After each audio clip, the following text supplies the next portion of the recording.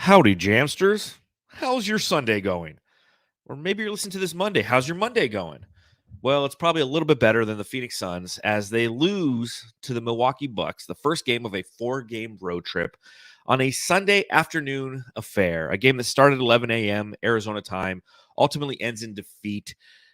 And it's just what everyone signed up for, right, Matthew? KD, Giannis on the bench in street clothes. Yeah, but you can see how well matched these teams are without them. I mean, they're pretty even. They are. Just the toughness, the defense. I mean, back and forth, they're both hanging with each other. And then you're like, well, with Giannis and KD coming back, who has the edge? I don't know, because those are like number one, number two best players in the league right now when they're healthy. So this is a battle, dude. Every game in the finals is going to be a battle again. If you're thinking that. Well, that's what everyone's thinking is this potentially a NBA Finals preview? Because it could be. Milwaukee is a team with this victory over the Suns that have won 14 consecutive games. They're now 16-3 since the return of Chris Middleton, which is a vital player to their success. And you saw it again today. He wasn't overly involved, but he does enough and he makes some of those tough shots. He's the third guy that they need. Now with the addition of Kevin Durant, you know, we have a big three, if you will. So it'll be interesting to see if this does become a finals matchup again, right? Yeah, it's tough because that year where we had the chance to beat them, going up 2-0, you think like, wow, this Suns team is just they can't lose anybody. But now it's like you keep thinking about all these teams, including the Bucks. It's like who's going to be an easy beat? It's going to be tough. No one. Either in the West or whoever we face in the East in the finals if we make it there. But even like these teams out West, it's going to be so hard for the Suns team. The matchups, the defense, the way these teams are, if they're healthy, it's going to be a battle for the Suns, no matter who they face. Even if you're facing the Celtics, nothing's going to be easy. It's going to be a long summer, man. And like you said, even getting out of the West is going to be tough. And I like how Average Joe Shooting, who's hanging out in the chat, and thank you to everyone who's hanging out in the chat. We appreciate it. Hit a thumbs up while you're here. He says, I care that we lost, but I'm not freaking out that we lost. We had a few chances to win in the end. Could have gone either way. And I agree with what Average Joe says there. I care that we lost because it was right there. We were up 6, 8 points in the fourth quarter. You let that slip away. 2 big Jae Crowder threes obviously hurt your feelings a little bit. But what I saw from this team was mental toughness, grit, determination after a very, very poor first half. So I can't walk away from this one. I'll tell you this. When we played the Boston Celtics earlier in the season and we just got obliterated, that hurt more, in my personal opinion, than this did. Because this one, we're going toe with a team that, in my personal opinion, and by the records and the standings in the NBA, is the best team in the NBA.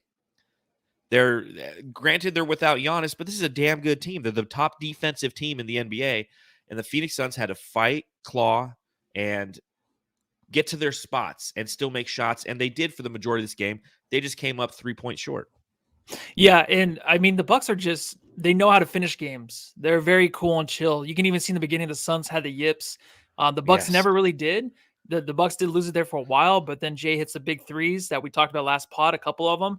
But I mean, they just never think they're going to lose. You can tell in their body language, the way they are on the bench, the way they get excited about things. They know they got this because they've won it already. So having that in their bag, they're like, I don't care what the score is going into the fourth, we're going to win this game. That's how they think, and that's why it's so hard for a team like the Suns who haven't won it yet to get over that hump and defeat a team that's just so comfortable in these situations. It's that championship confidence. That's what you get when you know you'll never. Because again, I mean, it was like, well, we'll talk about it. There's so much to talk about in this game. So there's a lot. Yeah. So let's talk about it. Welcome, Jamsters, to the Suns Jam Session podcast. Subscribe, rate, and review. If you're listening on Apple Podcasts, give us a review. If you're on Spotify, just hit the 5 stars. We appreciate that as well. We're up to 4.9 out of 5 on Apple Podcasts. As far as ratings we had 4.8 before. We were okay because Spotify's 5. So Spotify's 5. Go down. Yeah, so please just give us thumbs up. We appreciate it. Yeah. But again, make sure that you enjoy this podcast. I know I'm going to enjoy it. Matthew, you going to enjoy this one? Oh yeah, for sure, man. It's Sunday. It's beautiful out.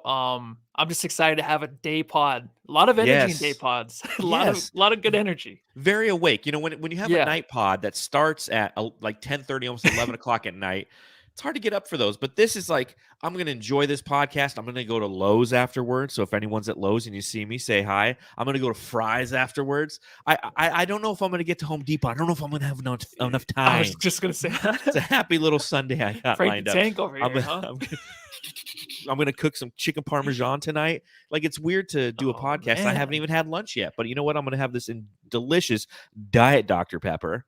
Pop them if you got them, Suns fans. If you're day drinking, cheers to you. Yeah. And let's talk about this game against the Bucks, baby.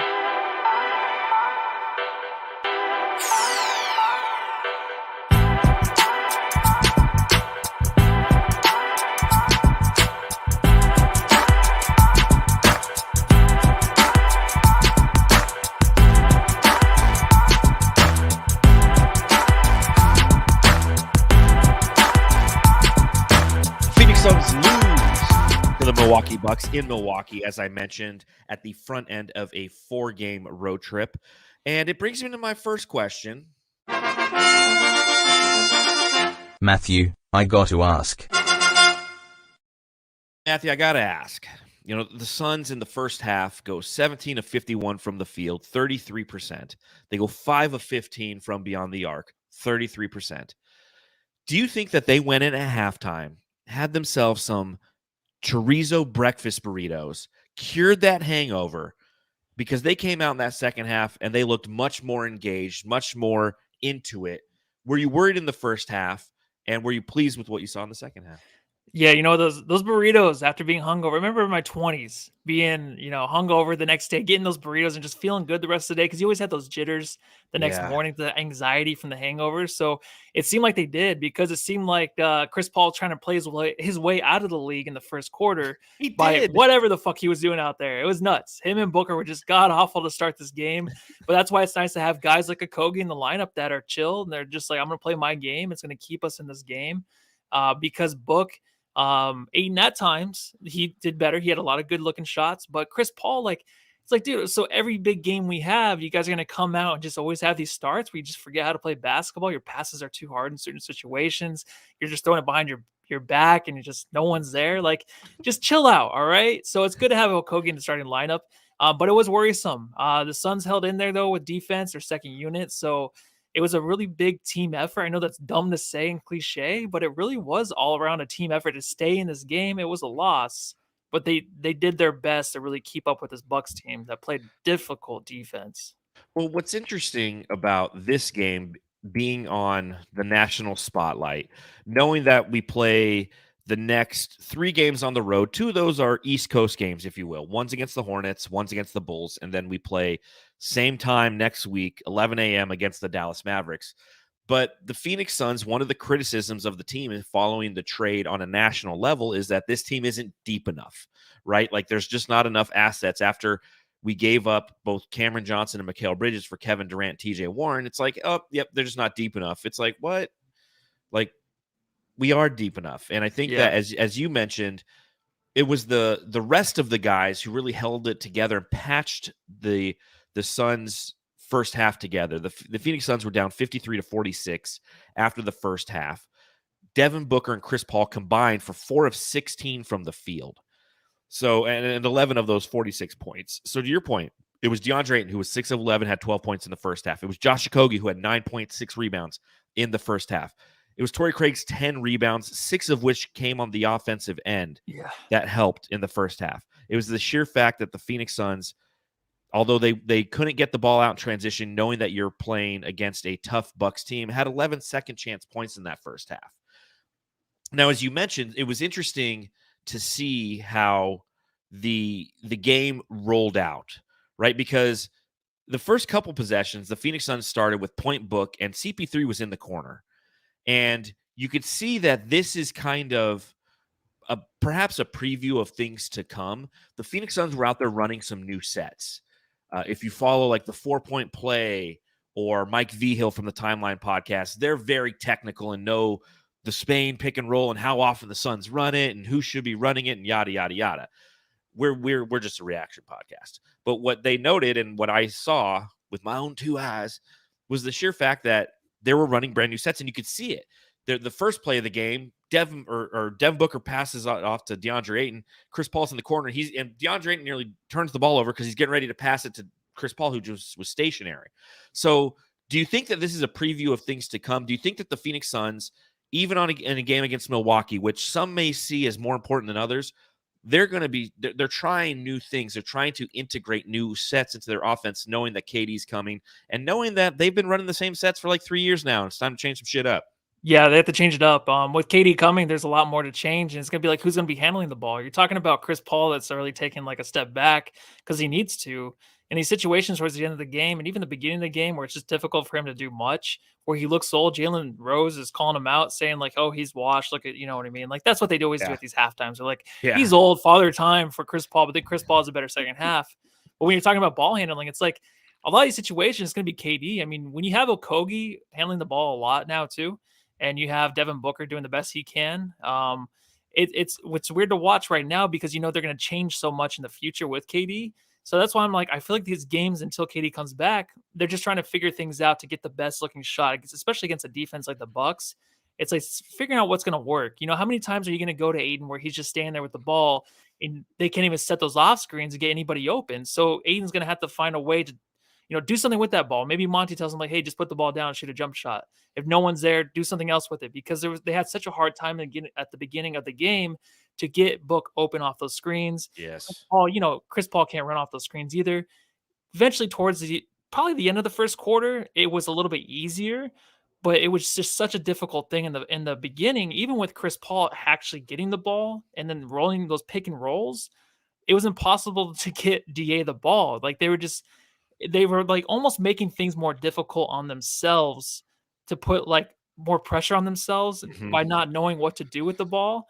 Instead of being like, all right, well, what's the second option? But I don't think they even have that second option yet because they're just trying to do their best on offense until KD comes here. And they're just like, well, I mean, we can get Ayton the ball mid-range. That's the best shot. And that's what we saw in the first quarter because that was the only thing that was really open there. Yeah. So it's really hard, I think, for the Suns team to realize like, yeah, KD will be back Wednesday, but we did our best. In theory. Yeah, in theory, he should be back. But right now it's like we just got to get the ball in the hands of the guy that's open. That Booker and Okogie, these guys can maybe move the ball around, but right now Chris Paul isn't that guy. So we have to wait till KD comes back to be that other guy. Well, and I think that that's what we're going to see in the majority of the first halves for the remainder of the season, with or without KD. Again, is this team trying out new things, trying new back screens, trying new guys running point, trying new players, engaging new players, because there's a bunch of new players. And then, they try that out for a quarter here, 7 minutes here. And then the second half, they just go back to the old shit that works. But we'll start off, I think that there's some good conversation around Booker, but you got to start off with Chris Paul in this game, in my opinion. The point guard. Chris Paul in this game played the most minutes of any player for the Phoenix Suns, and both teams. 40 minutes played for Chris Paul, 18 points, 7 assists. He had 1 steal, he had 5 rebounds, 7 of 18 from the field, 2 of 5 from beyond the arc. Now, that being said, the first half, he was 2 of 6 from the field, had 5 points, a couple assists. In the second half, that's when he really kind of came to life. He was 5 of 12. He had 13 of those points in the second half. And I get what they're saying at halftime, right? They're questioning the fact that this guy's almost 38 years old. But I'm going to ask you this, Matthew, because this is what I wrote in my notes. Do you trust CP3 in the postseason? No. I don't know. It's hard to say. I don't either.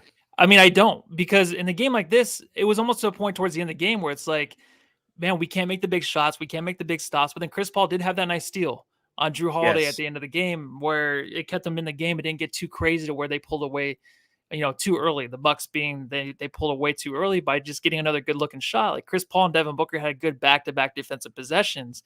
Right now, I don't trust this team to end any game. I mean, even Booker too. So if you're going to ask Booker, I'm like, no, I don't right now. Chris Paul, definitely not. Because he's just trying to, he's doing too much. But right now, it's like, of course, you're thinking KD's coming back. But right now, it's like Chris Paul's just doing too much on the floor. He can't really get a good looking shot. I don't trust him to make the right pass. It's just these situations where his whole career always comes down to these situations where crunch time, big game moments, makes the wrong play. He can't do the right thing to really help his team succeed. That's what you're still seeing in these situations. So no, I'm sorry. I don't. And that's hard to hear, but I still don't. We want him to. We want to trust him. And like you said, we saw a great steal and a fast break in a vital part of this game at the back end, and Chris Paul couldn't make it happen. And then he misses an easy mid-range shot that he lives on. A running the Stephon Marbury. Those shots. Like, seriously, he does that all the time. Like, he can't make those shots, but go ahead. Sorry. No, he can't. And we know that when you have Devin Booker and you have Kevin Durant out there in these situations, in games like this and in playoff situations, CP3's role becomes greatly diminished, and as does the necessity to rely on him to be a playmaker and a scorer, period, because they both can play make, they both can score. But as I watched this game, and kudos to Chris Paul, I thought that he looked great in the second half, as I mentioned. He had the 13 points. He was one of the players who was going blow for blow with the Milwaukee Bucks in this game and made it a fun, exciting game. But the more I watch it, the more I go, man, he is so close to just being gone. Like next season, there will be a new starting point guard for the Phoenix Suns. I have no doubt of that. Chris Paul will be back potentially if they don't release him, or if the Suns go win a championship, he retires. Right? He goes John Elway on us, right? Like he's the championship, I'm out. I can totally see him doing that. Or it's more of like Peyton Manning, I'm out, because Peyton Manning at the back end of his career was not playing elite. Chris Paul isn't playing elite. And while we want him to be as successful as possible, the challenge that we have for this roster is, again, in the buyout market, they didn't go get another point guard, and that's okay. We talked about it ad nauseum in the last podcast following the news that Ish Wainwright was returning to the Phoenix Suns and filling that final roster spot. It's okay that you didn't go and get a John Wall or somebody who's just is old as well, or is prone to breakdown as well, because we have Point Book, because we have Cameron Payne potentially, because we have even Josh Okogie was bringing the ball up. But you're starting to see more and more of that. You're starting to see more and more of other players starting to bring the ball up.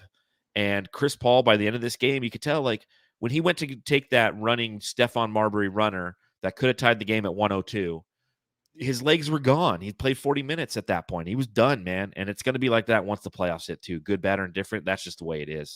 Yeah, when he's shooting that too, I'm like, it's not going to go in. That's what I'm thinking in my head. Me too.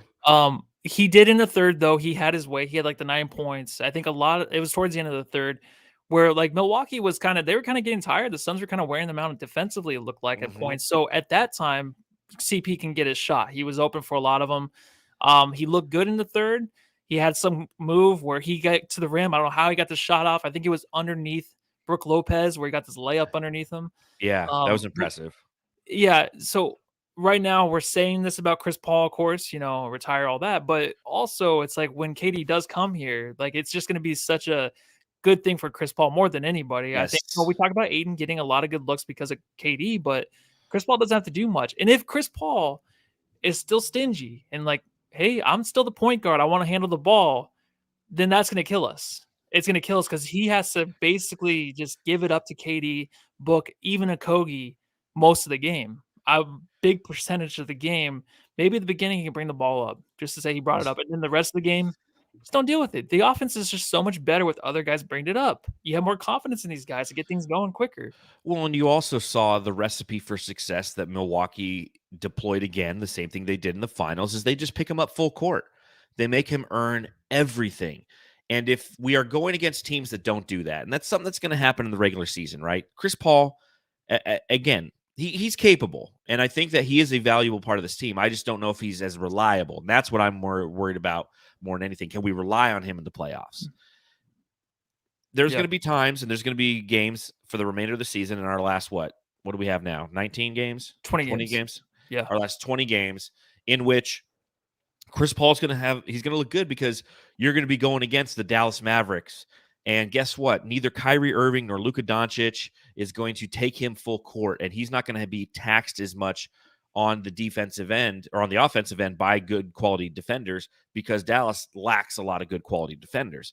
But when you go against quality teams, again, a lot of this criticism that Matthew and I are providing, I can understand is coming after the Phoenix Suns just lost to the best defensive team in the league, right? So I get that. And you can see what a good defense can do to Chris Paul. But guess what? When you hit the postseason, that's what you get. You get good quality defenses. And we're just talking about the shot that didn't go in. The moments where we know as a Suns fan where we don't hit those big shots to win the most. We did in the 2 years ago in that postseason run. We hit some big shots.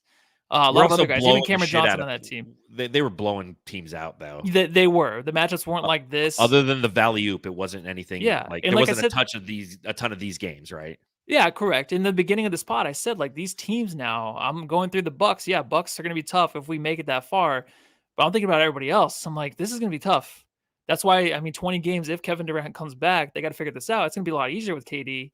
But right now, it's like you just don't trust them to make the big shots. And I don't know. We'll probably talk about Booker, but even that turnover is like reminds you of the finals. All right, 101 Drew. I'm like, fuck, you turned it over. Oh god, yeah. There we go. We'll talk about him in just 1 second. Jones since 80 in the chat. He says, with Ish signing, cannot sign D Rose, right? That is correct. The Suns have a full roster. The only way that they could bring in somebody like a Derrick Rose is to release somebody or buy them out and then sign Derrick Rose. Now, you could do that. My guess is if that is how the Suns want to navigate, one, they've got like 3 days to do it. March 1st is the last day in which a player who can join the roster is actually eligible for the postseason roster. So Saban Lee, goodbye, because he's on a two-way. But if you were to drop like a Darius Baisley, a guy who's signed with the Suns and we've yet to see play he 1 minute. Play. Yeah. Or maybe they can get rid of oh no. Who could they get rid of? Let's see. Okay, I guess you're gonna say. I just can't find the fucking drop. Who? You gonna say Lee? No. Oh. What, Damian Lee? No, I was thinking more of TJ War Machine. Warren anywhere. I'm gonna make a new drop. I don't know if you might be a little too young for this, but there was a TV show. I think it was on PBS, maybe it was Nickelodeon growing up. It was called Where in the World is Carmen Sandiego? You ever watch that? I love that show. Yeah, I remember rolling my boogers up and like fucking watching that one, dude. I was super young for that. Where in the world is TJ Warren? Because we never know where TJ Warren is. I don't know. He's never fucking playing. So I asked the question on the good old Twitter. Again, if you don't follow us at Suns Jam, you should. We're not too serious. We're kind of like we are here on the podcast. But I asked, where in the world is TJ Warren? Suns Geek replied. He said, chilling at a barbershop. I mean, that's potentially where he could be. I said maybe he is at the bed and bath section at Target because sometimes you go in there and then you just get lost for days. He's like, oh, shit, I got a game. Yeah. Yeah. This might be a reoccurring segment, and I'll just change it to where in the world is TJ Warren? Because nobody knows where TJ Warren is. Yeah, I mean, his first game when he played with us, it was rough. I mean, I don't know if they're buying too much into that, but there's something there. A lot of people are saying there's a mysterious injury. That might be a thing because that was always a thing with him. He would just be gone from the Suns lineup. Be like, where's he at? Oh, he's out 30 games because of a head injury or something random. Right now, though, it's like I kind of want to see him. I understand, like, you're going to play Ross. Ross hits some big shots. Yep. He's a great guy right now to come off your bench and hit big shots, but also, like, just the moments where you have nobody really out there to score. I mean, there's lineups they had tonight where they had Chris Paul and Okogie and then Cameron Payne's not out there with them, and then they don't really have any other shooters. I would rather have, TJ Warren out there with him. And then also, I would rather have Cameron Payne out there with him. You know what I mean? Just guys that can just chuck it up there. And I know it's annoying if they don't go in and we just sit here and we're talking about these guys fucking suck, pass the ball. You know what I mean? Yeah. But when they go in, it's these extenders where you have that 3-point lead and you can boost it up to 9 before there's a timeout. And then you have your starters coming out. That's what I want to see. I just want these guys to come out there and shoot some shots. I don't know what's up with TJ, man. What do you think? This is crazy. Well, one, I think that it's Ish Wainwright who is taking TJ Warren's minutes. So Ish Wainwright tonight, 18 minutes, 5 points, 4 rebounds, 1 assist. That 18 minutes, those are designed for TJ, in my opinion. The reason that Ish is getting them is for a couple reasons. One, I think that Ish is a little bit more physical. This is a physical game. This is a team that plays really tough defense, and you have to play tough defense on them. right? Like in the last game for the Suns, I think it was just maybe they were saying, hey, let's ride the emotional roller coaster that Ish is on because he just signed his contract with us. So maybe we can get some productivity. And they were right. If that was the gamble, they won. He had 10 points. But I think as time will progress, we will see TJ based on matchup. I think that right now, Monty's going to do this for like 5 or 6 games. He's going to run Ish out there, see how he goes, because Ish was getting big minutes in the fourth quarter, which I was kind of surprised. You take a look, and he ended up playing a total of Ish Wainwright had 18 minutes. He had 8. Yeah, and he had 8 minutes and 49 seconds played in the fourth quarter. That's a defensive thing, right? And I see people in the chat. They're like, we all want to take a look at Darius Bazley. We want to see what this kid has. He's supposed to be really big and long and defensively minded, not a great offensive player. It'll come. We're playing Charlotte next. Like it'll come. Yeah. We'll get some Darius Bazley minutes probably against Charlotte. I would have liked to see Darius Bazley or somebody else in other than Terrence Ross at the end of the game for that rebound. Coach Fallen Founder, one of our elite jamsters, said it a little bit early. He said Monty should not have Ross in to rebound. Why do you have Ross in there to rebound? I get he's a little bit bigger, but like that's where you could bring in somebody like Darius Bazley. Well, I guess it's because there's no timeouts. If you get that rebound, you need a shooter on the floor. But still, where's TJ Warren? I don't know, but you know what? It's always down to the rebound. See, we had these issues all year where it's like one rebound for a free throw, we can't grab it to get another opportunity, right? Or else the Bucks get the ball back, and that's the game. I mean, it barely goes off of Ross. I mean, he's trying to grab the board, but that's kind of our luck this year. In a lot of these situations, last year we were so clutch. Now it's just like fuck. Like I don't know who's gonna end the game for us, right? The big shot. I do miss TJ, but also, I mean, I feel like Ish is playing good minutes. I mean, it's only 5 points. I don't care. He's a guy I won't look at his box score. Mm-hmm. It's like just him using his body. Like when he's playing with the Jock down there and he's playing with, who was it? It was Jock and Craig just trying to like bruise these guys up down low, get the boards, missing a lot of layups, but still like they're using their bodies. Like he's a physical player. He gets mad at himself when he makes a mistake. I like Ish. I do. And I think he's playing big minutes now that he knows he's on the team for good. That clears a lot in his mind. You can see the last few days before his signing, he's just like, fuck, like chucking up threes. He's playing his game now. I think he's going to play some big minutes, and I don't mind it. It's kind of like Jae Crowder minutes in a way, but he might just be like the new Jae Crowder in a way, right? A little bit. He has the confidence. He knows the sets. He knows the team. He's been on it for 2 years. So is it 2 or 3 years? It's 2 years. So yeah, 2 years. Yeah, that's the why. You know, everyone who's wondering where TJ Warren, ourselves are included, we're going to continue to kind of make fun of the situation because it just takes you back to like 2017 all over again. Where in the world is TJ Warren? But at the same time, like you have to understand, we're trying to find continuity with this second team. And Ish Wainwright's one of those guys who brings continuity. There's going to be enough other pieces out there. You have Cameron Payne playing himself back in. You have Terrence Ross, who's new to the team. So you're going to have these other guys who are out there. You need some semblance of continuity. And I think that was a vital part of that second quarter when the Phoenix Suns couldn't hit the broadside of a fucking barn, but neither could the Milwaukee Bucks, and that's because Ish Wainwright is out there. He's playing that physical defense. He's pushing people off of his spots. So it'll be something I guarantee you, Suns fans, like 3 more games of this. Like when the Suns come home again, it'll probably be some TJ Warren minutes because Monty Williams is trying to plug and play right now. He's got a small amount of time, and you can't have every guy on the roster play at all times. Everyone's like, oh, I'd love to see Darius Bazley in this game. It's like, would you? We lost 104 to 101. Where would you plug in Darius fucking Bazley? We always do that. There's 2 things we do. What you can't have, right? Yeah, we always get these guys where it's exciting and we're like, oh, I can't wait to see it in a trade or something. I can't wait. We signed this guy. We get excited for their game, but you realize it's like he's probably not going to play, and then someone else kind of sucks, and then we're just like, oh, get him in there. Like if Craig sucked tonight, they'd be like, play him instead of Craig. You know what I mean? So that's what we do. It's like chill out. The matchups and the lineups didn't look too bad tonight. I know we don't have KD obviously, but I liked it. I mean, there's a few things I didn't like, but it was very minimal. So here's an interesting statistic for you. The Phoenix Suns are currently, from a winning percentage standpoint this season, 21st in the league in clutch time games. With this loss, they are 11-14 in clutch time games. Now, Go back 1 year and remember this team was 33-9 in the clutch. So Yeah. they played 42 total games last season in the clutch. This season they've only played, what's the total on that? 11 plus 13, 25 games, which is really interesting to me. So it's a different team. We don't have an identity in that fourth quarter, and something that I think, again, the diminishing talent of Chris Paul is part of that. And the other thing is, I mean, the games are just so back and forth. So I do want to talk about Devin Booker, but I do want to talk about DraftKings first, Matthew. NBA fans, it's time to bring the hoops action to the palm of your hands with DraftKings Sportsbook, an official sports betting partner of the NBA. This week, new customers can bet $5 and win $200 in free bets instantly. Plus, for a limited time, all new and existing customers can get a no-sweat same-game parlay every day. Go to the DraftKings Sportsbook app today, opt in, and place a same-game parlay on any NBA game. And if it doesn't hit, you'll get a free bet back.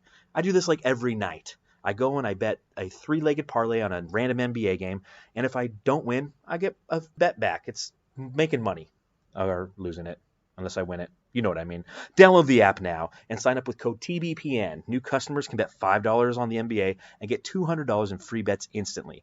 Only at DraftKings Sportsbook, an official sports betting partner of the NBA, with code TBPN. Minimum age and eligibility restrictions applied. Void in Ohio. See show notes for details. So David Ray in the chat says, John and Matt, are you saving the KD drop for when he plays for the first time, or do you have one yet? David Ray, you don't watch the podcast very often, man. Because we've played it multiple times. It changed a few times too. Yeah, it's updated. Yeah. Coach Fallen Founder, the most athletic Suns podcast. Pretty athletic. Recovery was about a couple weeks after that game. I'm still hurting from filming that commercial. So let's talk about Devin Booker, man. Where's his drop? Big Dick Booker. So as I mentioned earlier in the show, in the first half, Devin Booker, rough start, 2 of 10 from beyond the arc, had 6 points in the first half, 1 of 4 from beyond the arc. In the second half, he pulled it together a little bit, though. He ends with 7 of 11 in the second half alone, 18 points in that, and 24 total points, 9 of 21 from the field. So again, not an efficient scoring output from Booker. Do you attribute that to the defense of Grayson Allen and Drew Holiday?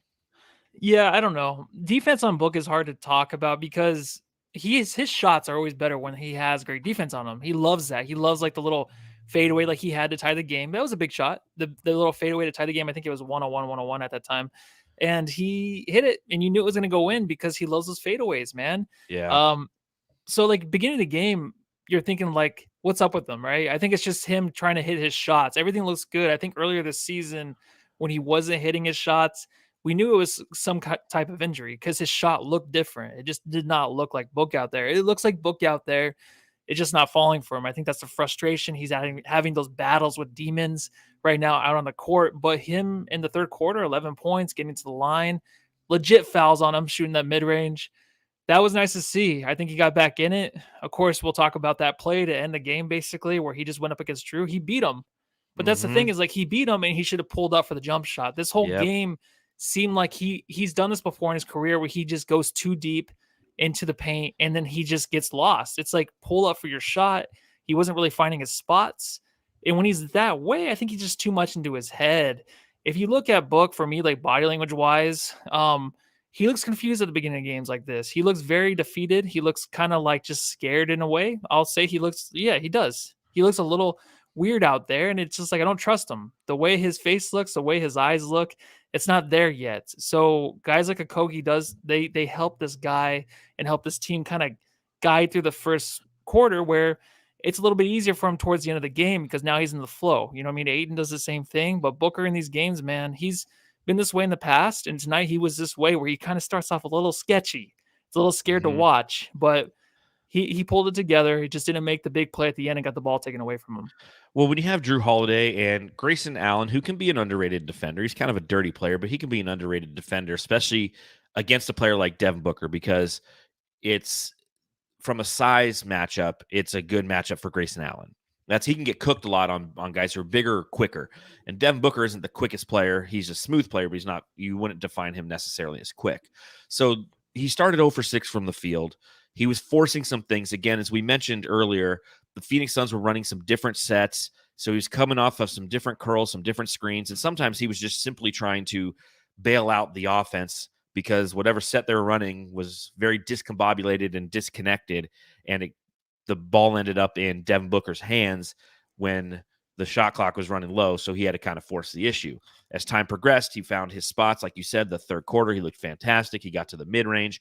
And again, you nailed it. At the last play of the game, the last major play of the game, if you will, Devin Booker, who was cooking Jae Crowder, by the way. He was switching to get Jae Crowder on him, and he was just blowing by him every time. He had Jrue Holiday on him, and he blew by him. And again, rather than, I thought the exact same thing. I'm like, take like an 8-footer, dude. That's your bread and butter. But he had to take like that one extra step, and Jrue Holiday slapped the ball off of him, and he lost it. I'm like, oh shit, it's the finals all over again, where the same thing happened, where he'd go too deep instead of just taking that jumper. And both times, I don't know if you noticed on this possession, both times, DeAndre Ayton has good position. So you can take that jumper, and DeAndre Ayton can potentially go up and get it. We don't know if he would have, especially with Brook Lopez down there and him having a lot more size, but the opportunity existed. I think that was kind of the frustrating takeaway for me, was the same thing. But outside of that, he looked good, in my opinion, in the second half. Like you said, I think he gets shell-shocked. I agree with you there, too. It's like when he comes out and the defense is solely focused on him, when you have an elite defense like the Bucks have, and you have an elite defender in Jrue Holiday, and when he switches and Grayson Allen's bullying him a little bit, he gets a little shell-shocked. But to his credit, he continues to shoot, and that's what you have to do. Shooters have to shoot, right? I put that in my notes. I'm like, 0 for 6 to start, keep shooting. I was like, just keep shooting because it looks good. It does look good. Shell-shocked, yes. That's a lot of stars. I mean, if it's all just, put on him or put on, the superstars around the league where everyone else is kind of like, out in the way where the Suns don't have the other guy that can handle the ball and get those open shots when they want. It's hard whenever the defense is just zoned in on them. I mean, that's going to be something for Book, and he's been better. It's hard because you saw such a great Booker before he got hurt. Fucking insane Book where it's like everything going up, it's going in. He's going to hit the big shot, yes. But right now he's trying to get back into that. So everything looks good. It's just not going in. And then just that one play, just take a step back, hit that shot. Just hit that. Is your spot. So just make it easier on yourself. But he knows better than me where to get those shots off. So he's probably giving me the middle finger right now watching that. He's sitting in the back. He's on the shitter after having one of those chorizo burritos. He's like, fucking Suns jam session, Matthew. I didn't want to pull up. I'll tell you what was great in this game was the beautiful shot that he made to pass the matrix on the Suns' all-time scoring list. It was a Jordan-esque, Kobe-esque type of turnaround jumper, and he is now number 4 all-time in Phoenix Suns scoring.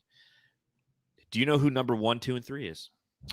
It's number 1 is the Greyhound. What is Walter Davis. Walter Davis. I remember his nickname, but not his real name.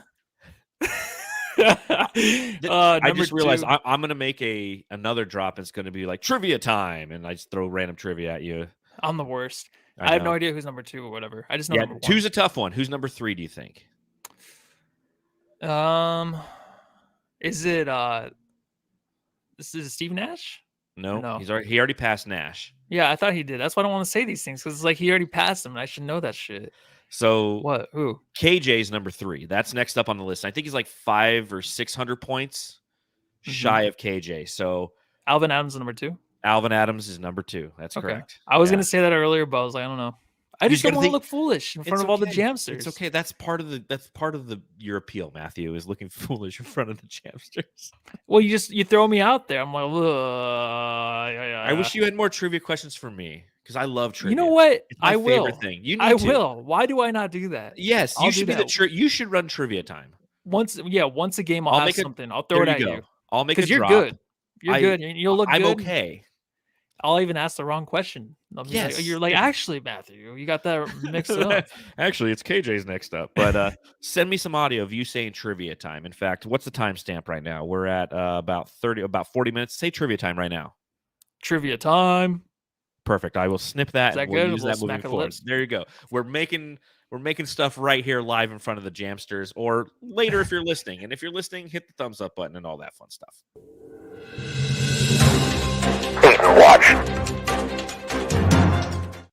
Right, Ayton in this game had a case of the bobbles to start. That's for damn sure. As I mentioned, a lot of the team looked disconnected to begin the game. DeAndre Ayton was a big part of that as well, but he ends 11 of 21, 22 points. So a very inefficient game, if you will, for DeAndre Ayton, but still over 50% from the field. 22 and 11 rebounds, 3 blocks in this game as well for the big guy, number double deuce. He was the best offensive player in the first half for the Phoenix Suns, Matthew. Yeah, because you just saw automatic from the mid range. I mean, you can't stop it. It got better towards the end. I think I talked about earlier when the Bucks got more tired, with Chris Paul kind of taking over in the third. DA kind of fed off that too. A lot of stuff was easy for him. I think they were finding him underneath the hoop a lot better than before. Earlier in the game. I mean, really, it was really just kind of like pick and pop. Giving the ball, and then no one's even on him. Give him the shot, and that's what the defense was doing. So he took him and he made him. Yep. He burned Efficiency. him. Yeah, and I think towards the end of the game, man, he's the putback guy, right? He's gonna hit those big. He's gonna. I mean, the either Booker or Chris Paul are gonna take the shots. KD will take the shots, but Ayton can be that guy that's gonna be putting those things back, put himself in the good positions. He'll do that, and I think that's really a thing that he should excel on is putting the ball back in, dunking it, laying it in, I guess, but like just dunk it back in. You know what I mean? Like he's gonna get so many opportunities, grab those boards and put the ball back in with all the jump shots and also all those defenders just going at KD, going at Book. Oh, missed shot.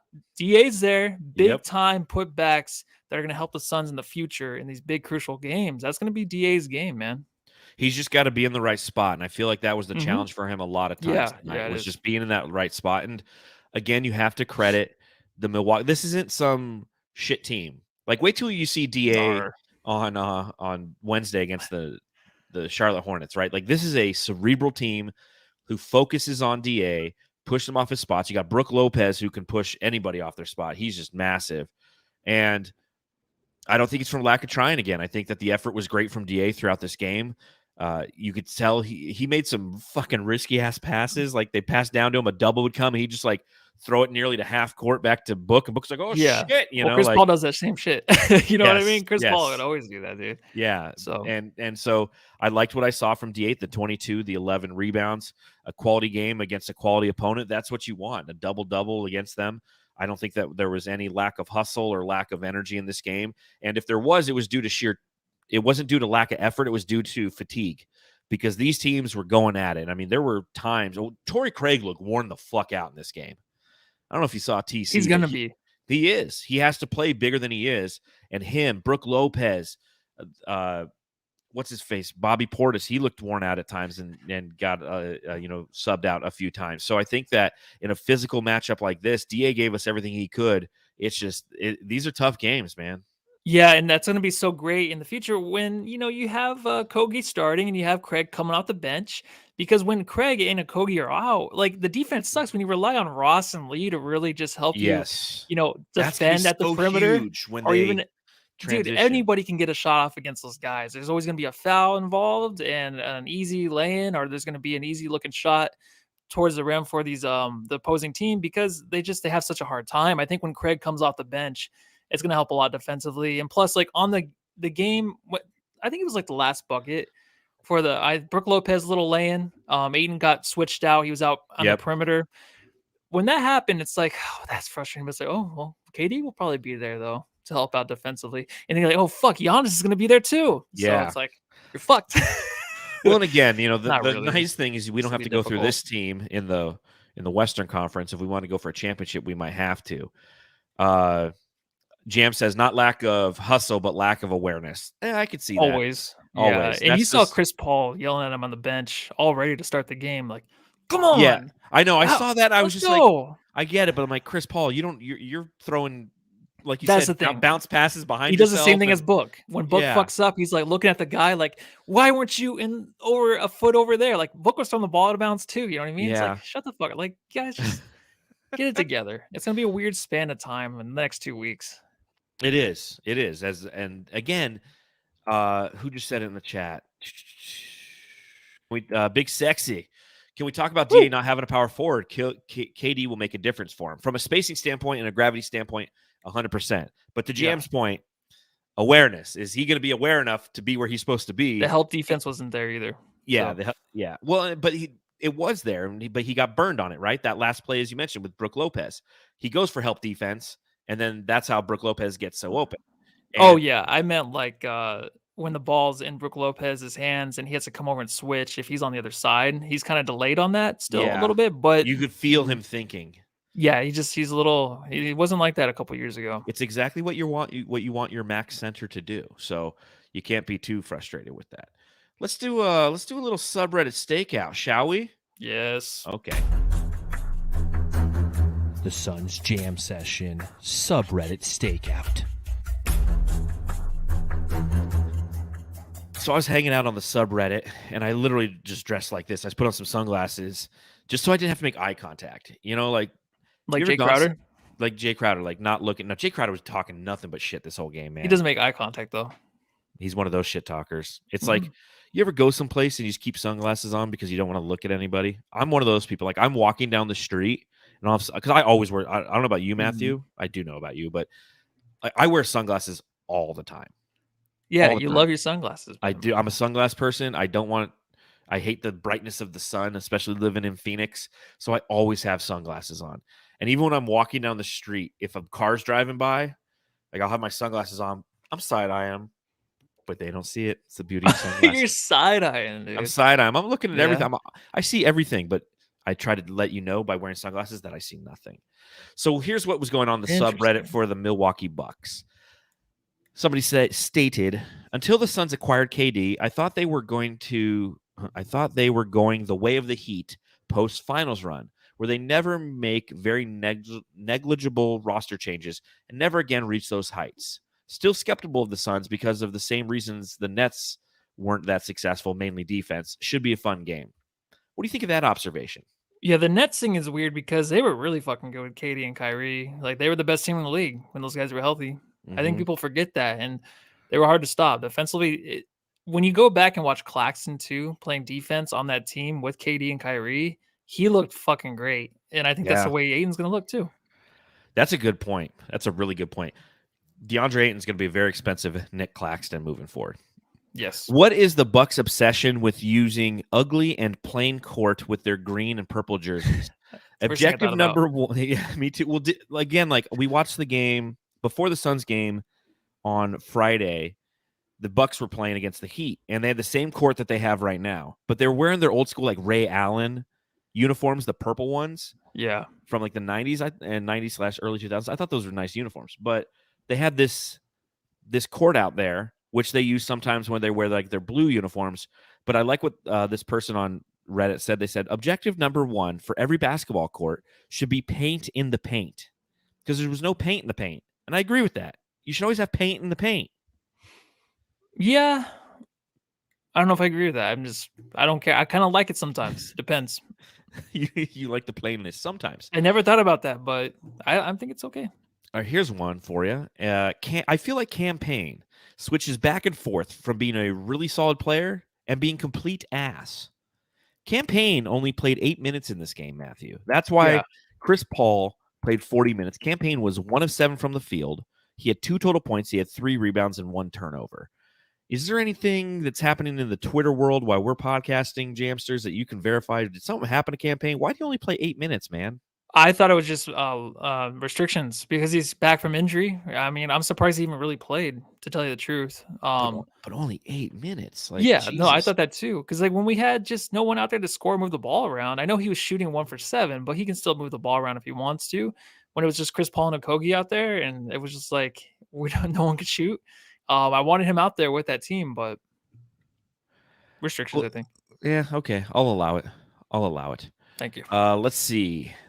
If you treat Hubie, obviously this game was on ESPN. If you treat Hubie like it's your grandpa commenting on an NBA game as opposed to seriously critiquing his commenting performance, he's legit hilarious to listen to.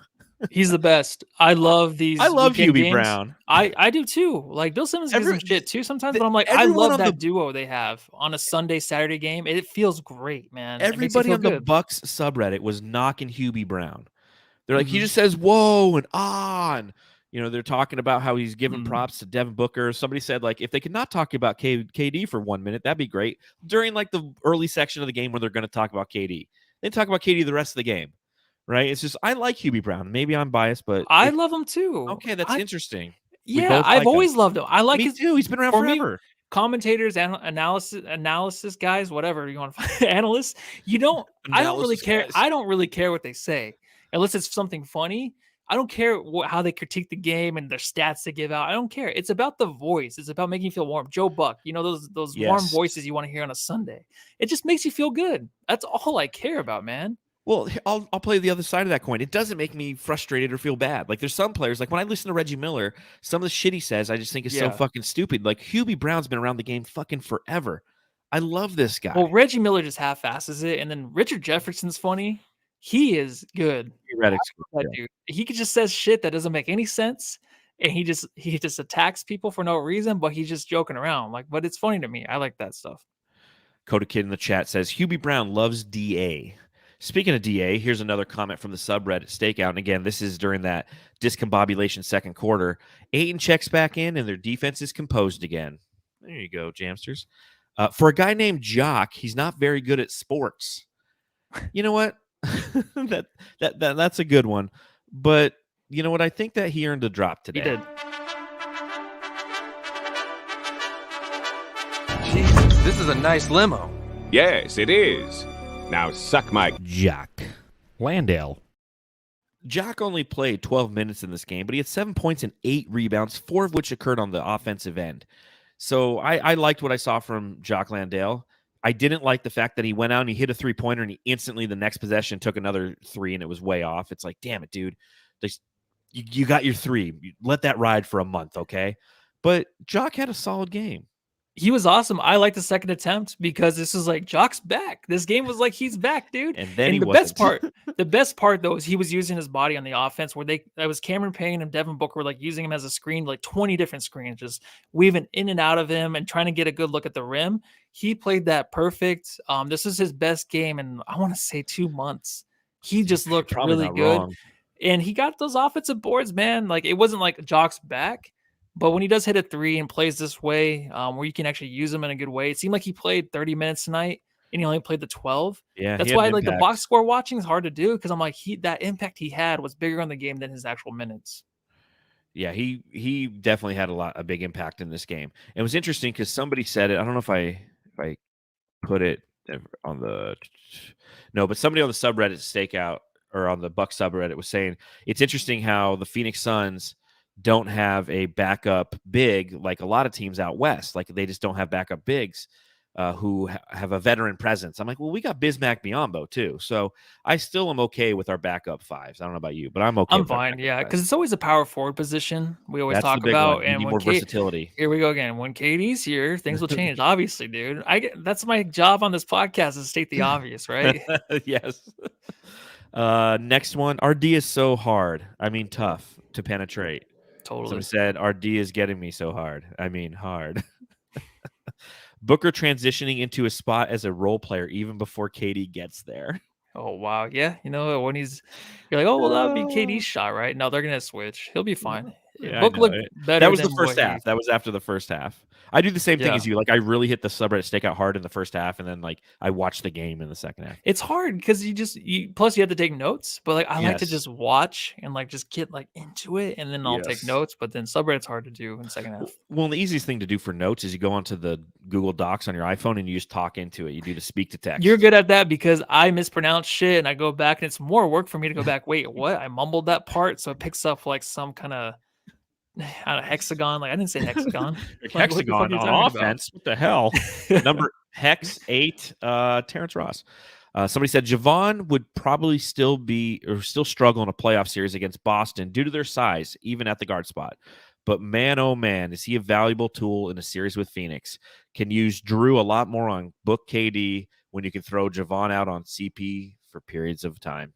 That's a great observation. It's not incorrect. And how much did you miss seeing Javon Carter do full court defense? Why the fuck don't we do that more? Should do it more. We don't do it till it's too late. I don't think we ever do it actually, but I do miss Javon. I do miss him. Javon, man. Is he actually a starter though? Yeah, For he real? started. He started tonight, but for what reason? Because I mean, he didn't replace Giannis, but is he just the position is just kind of stacked that way, where it's just like, oh, you put Javon in there. Well, thus far this season, this was his 33rd start. Well, I thought he was a starter before. Got a lot of shit for that. We loved him here in Phoenix, man. We loved him here in Phoenix. So, Chihuahua. All right, a couple more things on the subreddit stakeout. Well, honestly, I'm not mad. Phoenix is a contender, and we don't have our MVP. That's what they said before we gave up the fucking lead. Terrence Ross is always a Bucks killer. He shoots 36.8% in his career against the Milwaukee Bucks. That was just a random stat that I had there. That's your subreddit stakeout. The Suns Jam Session subreddit stakeout. See, now I don't have my sunglasses on, and you can see me side-eyeing people all the time, and it just feels awkward. Nice, healthy eyes, though. Yeah, exactly. Nice and healthy, protected from the sun. I don't have a line right here from squinting all the time. That's what I don't want.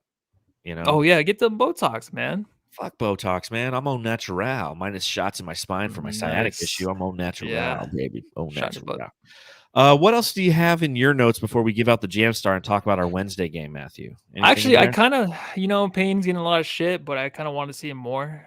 He's one of those guys too, where Book's missing, keep shooting. Campaign the same way, but he does move the ball around. He'll have shitty games sometimes, but right now I'm just talking about minutes. He'll be okay, I think. I'm actually more confident in him right now.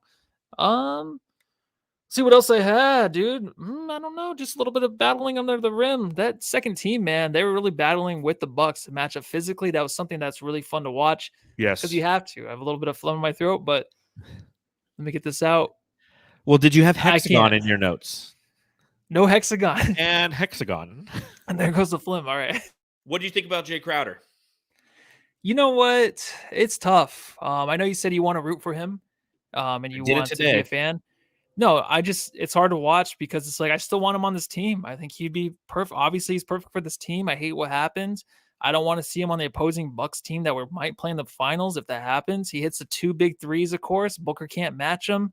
It's like, is that how it's going to be? It probably isn't. That's just how it is for right now. But Jay is a guy I'm going to sorely miss. Just to be honest. Yeah, I mean, he hit those 2 dagger threes, and it's frustrating as shit to see him because you saw it both times he was in the corner. You're like, these are going in. I know these are going in. He was talking shit the whole time, as well he should. I don't blame him. I was kind of frustrated with the reporting that they did at the front end of the game, talking about how, when they talked to Jae Crowder, how he felt he wasn't wanted anymore, and I felt like a lot of that was his own doing.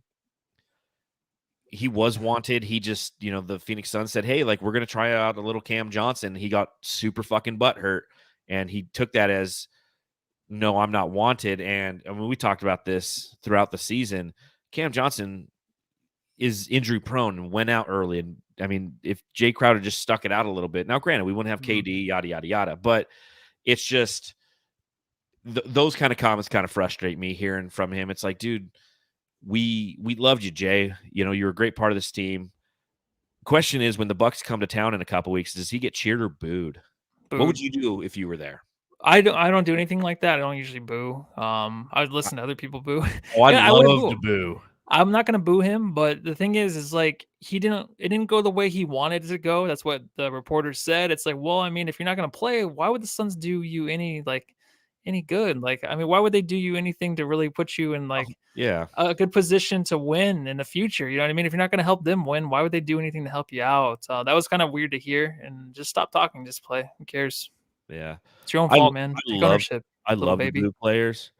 Eric Burns was always my favorite player to boo. Arizona Diamondbacks. Remember that guy? Yeah, I didn't watch baseball really at that time, but yeah, man, he was the most fake hustle guy. Every time he'd throw the ball in from the outfield, he'd do like a front flip, like I just put everything I could behind this throw, and he'd run himself into outs at second. He'd turn singles into outs all the time. I used to love booing him. So I used to go to spring training games. I remember the Diamondbacks, after they paid him a stupid amount of money and he wrote his contract out, he ended up with like the Seattle Mariners. I remember I went to like a Seattle Mariners spring training game, and I'm just booing him unmercifully. And all these people are like, what the fuck does this guy got against Eric Burns? I'm like, fuck that guy.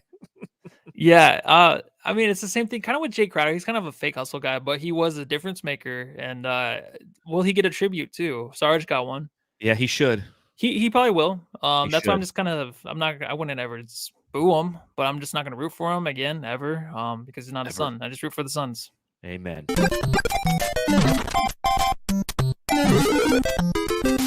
Jam star of the game. All right, Jamsters, if you're watching along live, hit that thumbs up button. If you're watching later, hit that thumbs up button. If you're listening, subscribe, rate, review. Matthew, who are you giving out the Jam star of the game to in this one? Jock. Really? Yeah, I thought he was huge. Jock gets it against the Bucks, huh? He was playing some big minutes. 12 minutes, he said. Dude, big miss tonight. I think he was a really big difference maker out there. He played crucial minutes to help us stay within, kind of like, it wasn't a blowout at times. You thought maybe the Bucks were going to pull away. No, he played big minutes. Good for him, man. He's back a little bit so far. Okay. Well, respect. Gotta respect the condom. I'm going to go with DeAndre Ayton. I thought that he was an absolute bucket tonight. I know if you look at the box score and you see 11 of 21, and you're like, well, he wasn't as super efficient as he could. Well, he missed some putbacks in that series where the Phoenix Suns were missing putbacks at will. Mm-hmm. But I think that when the going got tough tonight, the Suns would run plays, and DA's the one who would benefit from them, and he executed the majority of the time. The one play I wish he would have pump faked. That's one thing he's going to learn.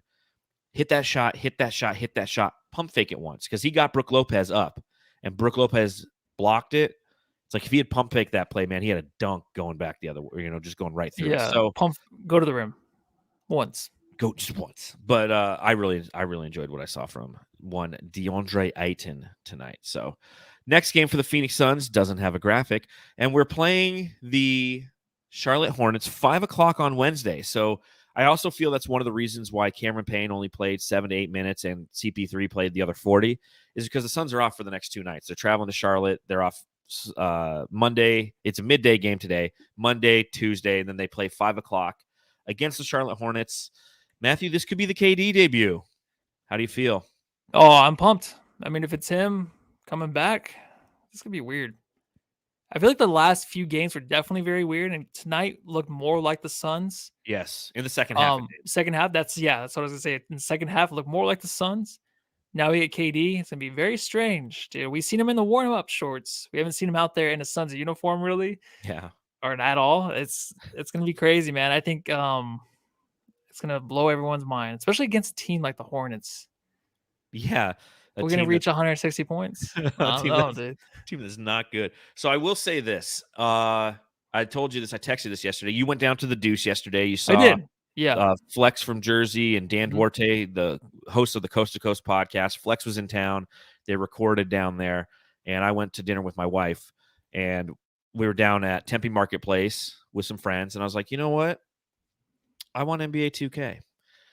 I haven't. When's the last time you owned NBA 2K? Do you own last year's? No, it's been 2 years.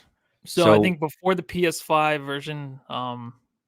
So I still have the PS5. I still have obviously the PS4, and I can't get a PS5 because not enough people have donated in the super chat, or not enough people have liked, subscribed, or reviewed, or whatever. So I can't, or not enough people have used promo code TBPN or whatever.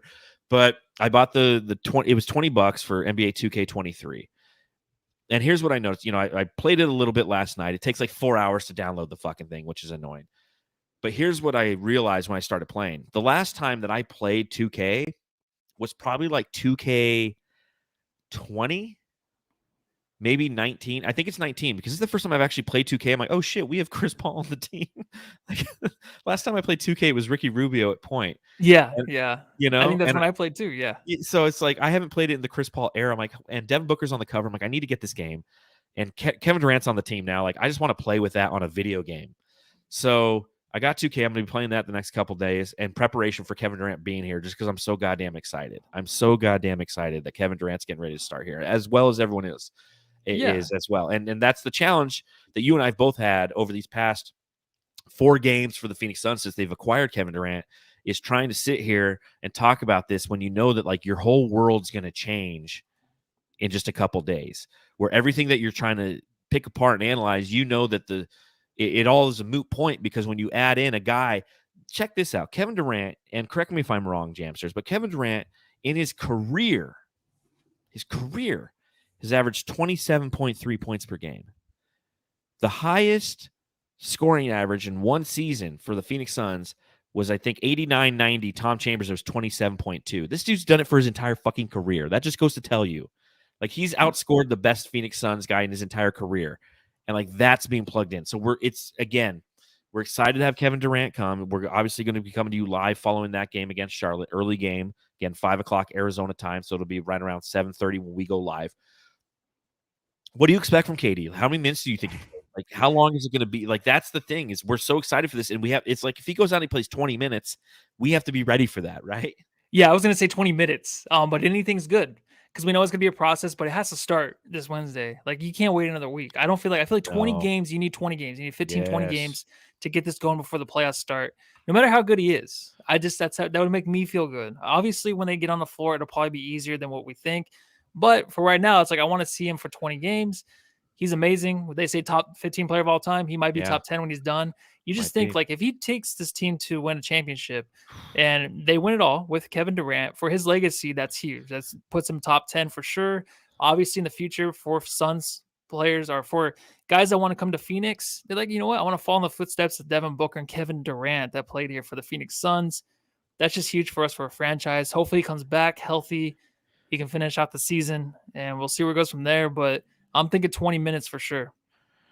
I think you're about right. I think 20 to 24 minutes is what we'll see from Kevin Durant, especially considering you're playing the Charlotte Hornets, and in theory, it should be a game that you have it in hand, and your second team unit can probably play pretty well against their first team unit. So you get them out there, you get them integrated into this offense a little bit, and then we just go from there. Again, the Bulls on Friday, and then Dallas next Sunday. That's a big one. I think it's all leading up to kind of that KD versus Kyrie, which could be a great game next Sunday. Yeah, dude, I'm excited. I love these Sunday games. I do. Everyone's like, well, it's early. It's like, you take up your day. It's like, well, you know what? I don't really have kids. I don't have much of a, I'm getting ready to go to Lowe's, man. Dude, I know you do, but it's like, I love Sunday basketball, man. I love it during the day. It's that time of year, man, where we start to get these early games, and the Suns are right there in the middle of it. So I like it too. I definitely love Hubie Brown. I love you. Bring him back. I love it. Always love them. I love you, Hubie Brown. So on that note, Jamsters, we're going to go ahead and get out of here. Again, a reminder to subscribe, rate, and review. Hit that thumbs up button, and make sure you follow the show at Suns Jam on Instagram, Twitter, and TikTok. You can follow me at Darth Void and see my writing on Bright Side of the Sun. You can follow Matthew. At Matthew Lissy. And that's it. Let's call it a game. We'll see you on Wednesday. Yeah, go home and love your family. Or go to Lowe's, and then go to Fry's, and then you go...